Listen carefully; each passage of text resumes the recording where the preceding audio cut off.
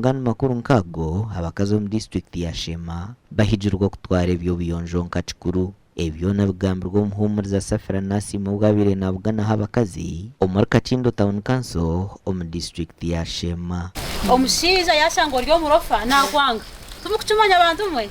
omushiija nakwanga kandi amakabaga nagireho na nabakazi nangwa yango omushiija je yataru yaryo murofa nawe takugumirwa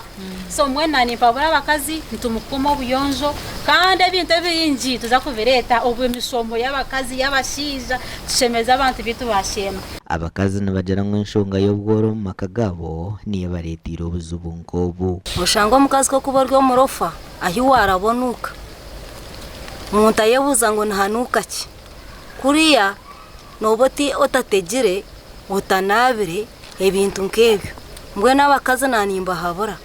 iwabwa no mukazi nanuko mengo natategire atanabire atogize bisato bye mbwe n'abakazi bashema nanimba habura ngo tugume tunabe tutegese seva ibatuhereza tubonere na no mushija kwara kiko mukishenja atkanye no mukazi wabo takweyonza mbicweka byo byecama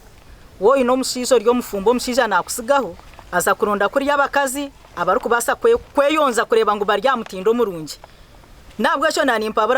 abakazi bato mugeze omwe yonze ototuntu tubatuhereza no tukwebweneza nabwanyuma abakazi ababahirwe bukwato byo kubahwera umukweyonja twino kureta emisomo eyo kubegesa ubuyonjo abakazi twino kushare bintu byitwa abashiza bitu bakabura gukora ki